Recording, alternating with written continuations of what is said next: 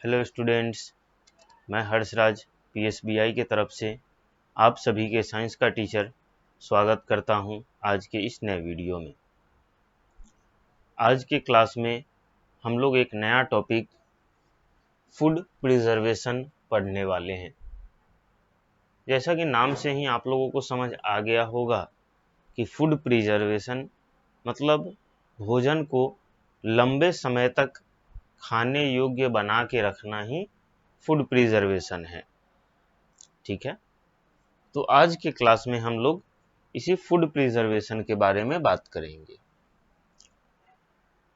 आज का क्लास शुरू करने से पहले एक बार पिछले क्लास की तरफ चलते हैं, जहां पे हम लोगों ने भोजन बनाने की प्रक्रिया के बारे में जाना था।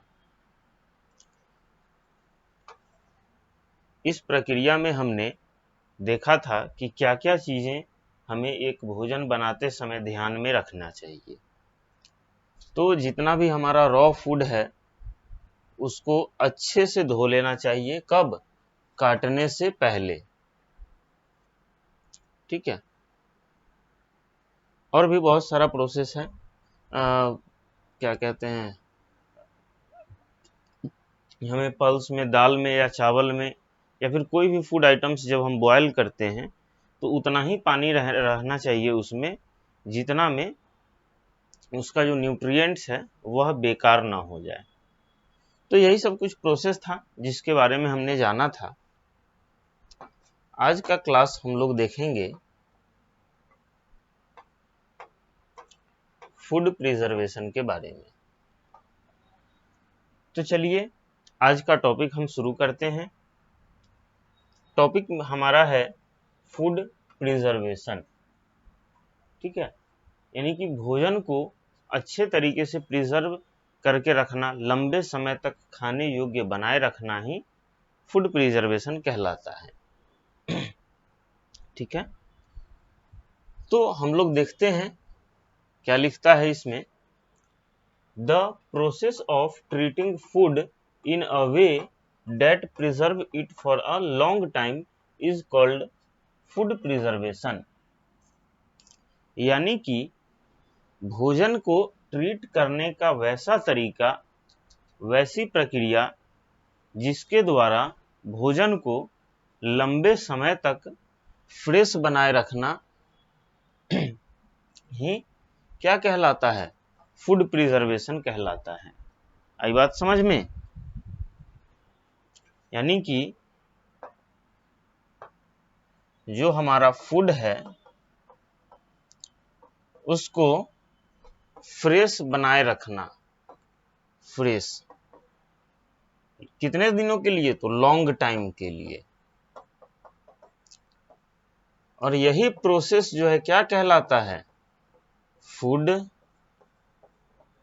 RVATION।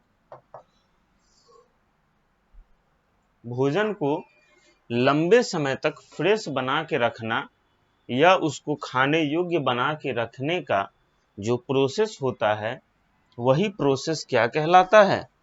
फूड प्रिजर्वेशन कहलाता है। आई बात समझ में?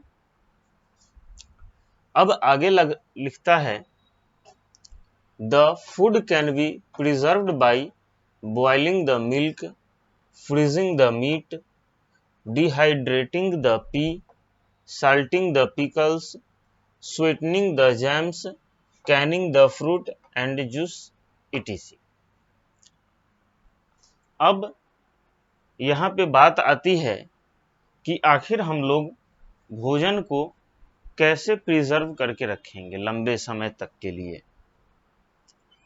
तो यहाँ पे कुछ फूड आइटम्स दिए गए हैं और उनका तरीका दिया गया है कि कैसे प्रिजर्व करते हैं। तो जो हमारा मिल्क होता है उस मिल्क को हम बॉयल करके, यानी कि उबाल के उसको लंबे समय तक प्रिजर्व कर सकते हैं। ठीक है, यानी कि मिल्क जो है हमारा, दूध जो है हमारा, इसे हम लोग बॉयल करके, उबाल के लंबे समय तक प्रिजर्व कर सकते हैं। फ्रीजिंग द मीट, अगर हमारे पास कोई मीट का टुकड़ा है तो उसे हम लोग फ्रीजिंग करके यानी कि जमा के या फ्रीज में डाल के जो है मीट को हम प्रिजर्व कर सकते हैं। क्लियर है?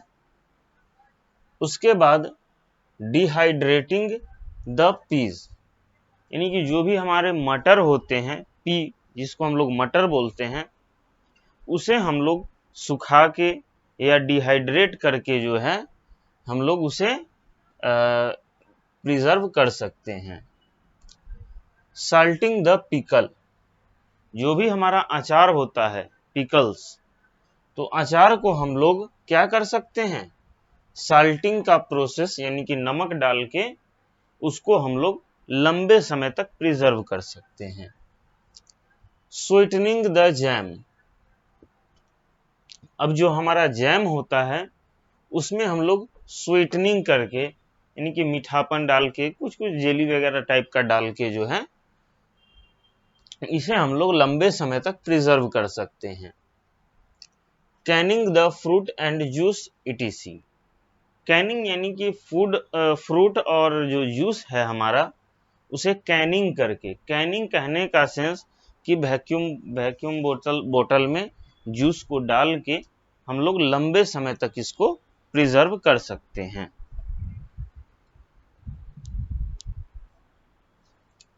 अब आगे इसमें लिखता है food is very valuable so we should not waste it, भोजन जो होते हैं वह बहुत महत्वपूर्ण होते हैं, बहुत कीमती होती है। क्या होती है?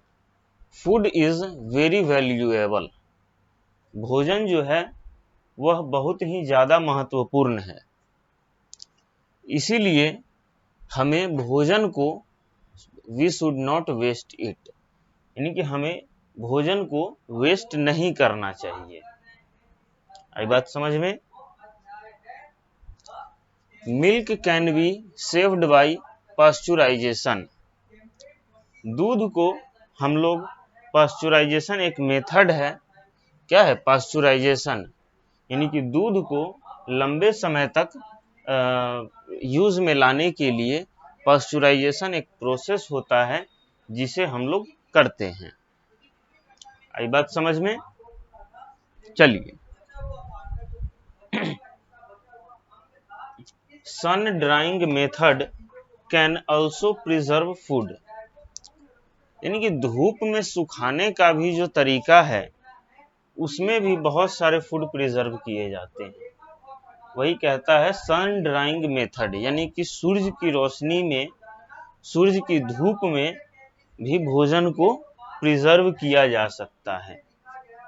जैसे mint, coriander etc are dried for storage, यानी कि मिंट हो गई, धनिया हो गया, ये सब जो है क्या किया जाता है, धूप में सुखाया जाता है स्टोर करने के लिए या लंबे समय तक यूज में लेने के लिए। आई बात समझ में? चलिए food can be freezed to a lower temperature for preservation, अब भोजन को जो है, कुछ भोजन ऐसे होते हैं जिसे बहुत ही कम टेम्परेचर पे फ्रीज किया जाता है, freezed to a lower temperature, यानी कि बहुत ही लो टेम्परेचर पे भोजन को फ्रीज किया जाता है। किस लिए? तो इसके प्रिजर्वेशन के लिए। अब इसका एग्जाम्पल क्या क्या आ जाएगा, तो मीट हो गया, यानी कि कोई मांस का टुकड़ा है और उसे हमें लंबे समय तक यूज में लेना है तो हम लोग इसको फ्रीज करेंगे। मिल्क को भी जो है लंबे समय तक अगर यूज में लेना है तो इसे हम लोग फ्रीज करेंगे। Egg etc are kept in refrigerator, अंडा, मीट, दूध, ये सभी जो फूड आइटम्स हैं इनको प्रिजर्व करने के लिए फ्रीज करना होता है। आई बात समझ में? चलिए तो यहां तक ये टॉपिक हमारा क्लियर है।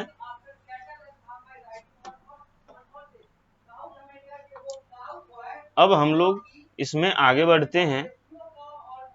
तो यहाँ पे क्या लिखता है हमारा, बॉइलिंग द मिल्क, यानी कि दूध को उबाल के, यहाँ पे फोटो में मिल्क जो है बॉयल हो रहा है, और ये प्रोसेस है दूध को लंबे समय तक फ्रेश बनाए रखने के लिए। प्रोसेस है फॉर यूज लॉन्ग टाइम, ठीक है, यानी कि लंबे समय तक इस दूध को यूज करने के लिए गर्म किया जाता है। डिहाइड्रेटिंग द वेजिटेबल, यानी कि वेजिटेबल को डिहाइड्रेट किया जा रहा है। कैनिंग द फूड, कुछ फूड आइटम को कैन में रख दिया जाता है। साल्टिंग द पिकल, अचार को में नमक डाल के हम लोग इसको प्रिजर्व करते हैं। तो आज के क्लास के लिए हम इतना ही रहने देते हैं, बाकी अगले क्लास में मिलते हैं।